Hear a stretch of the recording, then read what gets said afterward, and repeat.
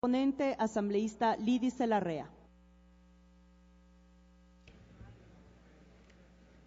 Muchas gracias, señora presidenta, compañeras vicepresidentas, señoras, señores asambleístas. Como lo manifesté en mi intervención del primer informe, que esta era una ley totalmente perfectible, donde nosotros habíamos incluido cambios solamente de forma, más no de fondo, y que queríamos tener todas las observaciones y criterios de ustedes y los de diferentes actores. Hoy día proponemos un nuevo articulado, un articulado claro, un articulado totalmente solventado en el objetivo de esta ley, que es crear las condiciones necesarias para atraer esa inversión privada. Recordando que esto es una ley de incentivos tributarios para las asociaciones públicos y privadas.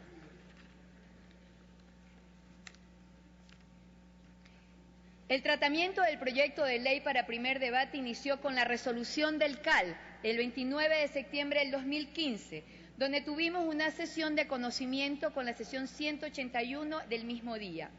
En la socialización del proyecto de ley, cumpliendo un cronograma establecido por la Comisión, tuvimos la presencia de 33 actores entre públicos, privados y ciudadanos.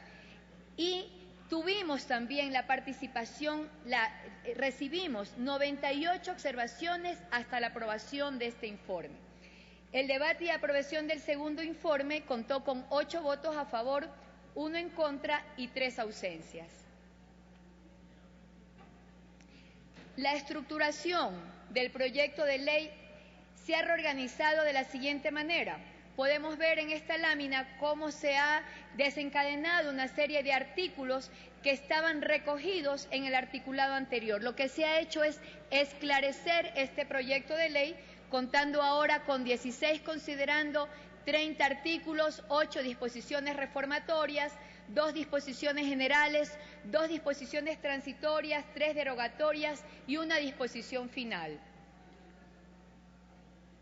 ¿Cuáles son los cambios relevantes que, recogiendo las observaciones del debate del Pleno de la Asamblea Nacional, del debate de la Comisión y de la participación de los diferentes actores, se han suscitado? Son los siguientes. Tenemos puntualizaciones respecto de la conformación del Comité Interinstitucional de las Asociaciones Públicos-Privadas y sus atribuciones. Esto lo podemos encontrar en el informe, que fue repartido con la debida anticipación en sus correos, personales y institucionales. Esto lo podemos encontrar en el artículo 4, el artículo 5, el artículo 6 y el artículo 7, donde se le da al comité cuál es su conformación, se le da las atribuciones del comité y también se crea una secretaría técnica adscrita al comité interinstitucional. El comité también elaborará un reglamento para que esta secretaría tenga cuáles son sus funciones y atribuciones. Para la asignación de proyectos públicos privados, se otorga al comité la potestad de incorporar criterios de utilización de componente nacional, transferencia de tecnología y empleo de talento humano nacional. Observaciones que fueron recogidos aquí por ustedes, señores asambleístas, que fueron dadas a conocer el día del debate. Lo podemos ver esto en el artículo 3, donde se habla de los principios y lineamientos de los proyectos públicos bajo la modalidad de la asociación público y privada. En ese artículo, en el numeral 3.6, habla de la cobertura e inclusión social, que tiene que ver con la incorporación y con la potestad que se le da al comité de sugerir al momento de establecer el contrato de la utilización del componente nacional, transferencia de tecnología y empleo de talento humano nacional. En el artículo 6 también se distribuye muy bien, se especifica cuáles son las atribuciones del Comité Interinstitucional de Asociaciones Públicas y Privadas. Se han realizado precisiones para que exista claridad respecto de aquellos bienes, obras y servicios que pueden ser consideradas como parte de los proyectos públicos bajo la modalidad de asociación público y privada. En el artículo 2 vemos el ámbito, en el artículo 8 la asociación público y privada y en el artículo 13 del objeto de los contratos de gestión delegada.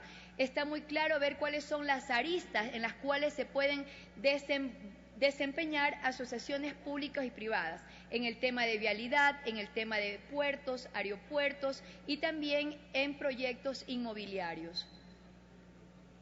Se especifica el rol de las entidades delegantes, que pueden ser el gobierno central y los gobiernos autónomos descentralizados, al igual que la facultad para realizar el concurso público, la adjudicación del proyecto, la celebración del contrato, su administración y su supervisión. Continúe. Se define el alcance del término gestor privado, así como el mecanismo que se debe observar para acogerse a los incentivos y que pueda calificar como un gestor. Esto lo podemos encontrar en el articulado 10, 11 y 12. Se están normando los mecanismos de solución de controversias, al igual que la estabilidad jurídica de la que gozarán los contratos de gestión delegada durante su vigencia. El artículo 19, en su norma general, expresa que en el caso de que se sometan las controversias contractuales al arbitraje internacional, este se realizará ante una instancia arbitral regional latinoamericana. Las partes contractuales podrán designar los órganos jurisdiccionales arbitrales en la región latinoamericana. Aquí nos hemos apegado a nuestro texto constitucional y a nuestro modelo y proyecto de gobierno. En el artículo 20, reglas para resolución. Las partes podrán pactar arbitrajes o dictámenes técnicos de conformidad con términos y estipulaciones previstos en el contrato de gestión delegada para resolver controversias puramente fácticas surgidas durante la ejecución o liquidación del respectivo contrato. En el debate siempre surgió la necesidad o la interrogante de que por qué los sectores estratégicos no estaban incluidos en esta normativa legal. Los sectores estratégicos siguen regidos por sus normativas del ramo y también por los articulados de la Constitución, pero a medida que fuimos dialogando, se dejó abierta la posibilidad de que el sector eléctrico pueda incluirse en las asociaciones públicos y privados que esta normativa puede sugerir. Se incluye a este sector como materia de proyectos que se emprendan bajo la modalidad de asociaciones públicas y privadas, estableciendo un régimen de excepción para que en este caso apliquen los incentivos a los que alude el proyecto de ley.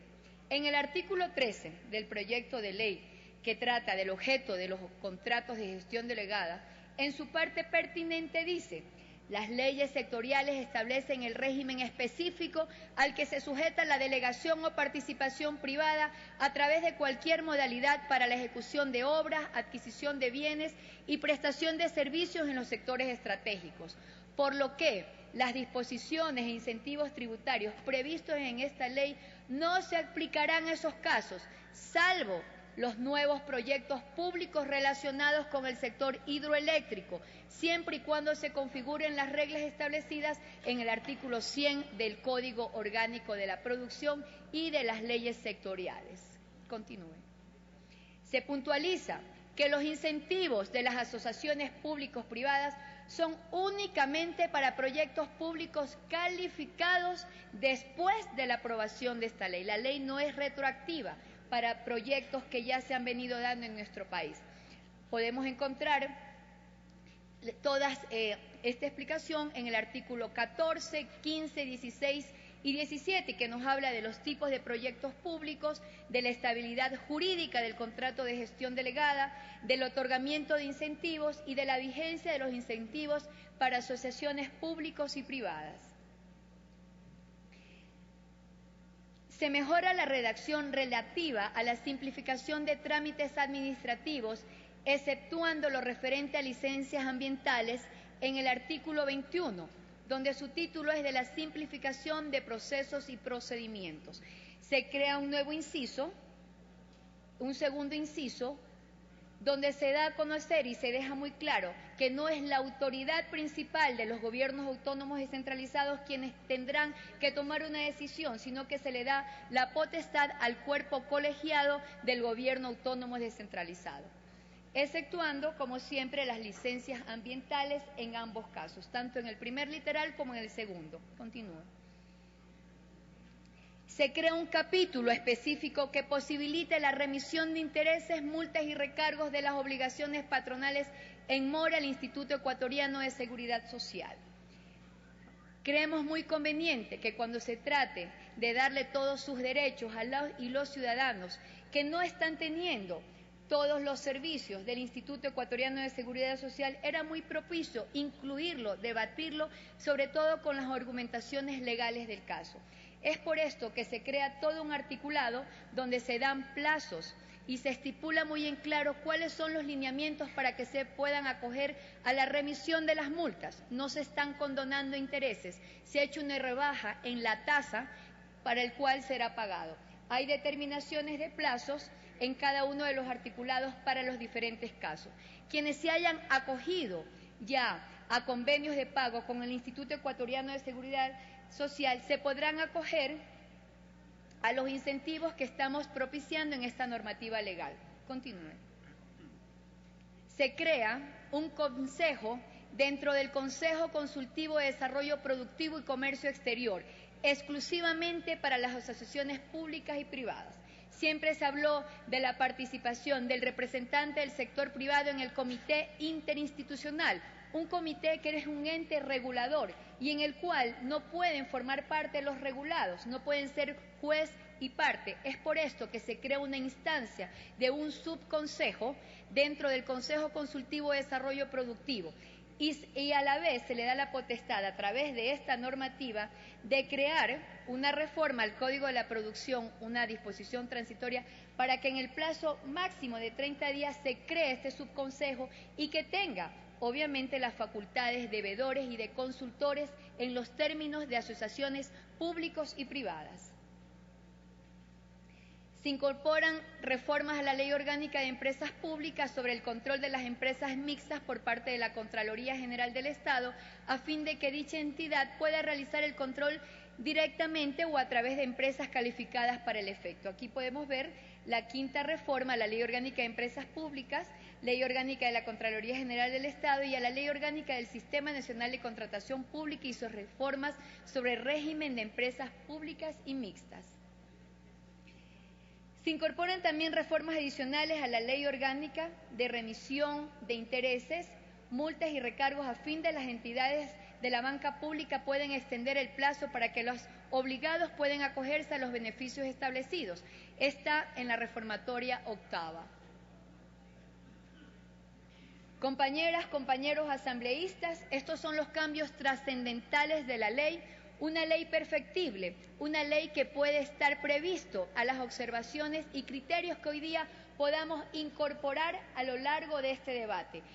Observaciones que las podré acoger siempre y cuando no cambien el objetivo de este proyecto de ley, que es el de generar confianza y sobre todo de entregar una verdadera herramienta de trabajo para poder crear condiciones en las asociaciones públicas y privadas.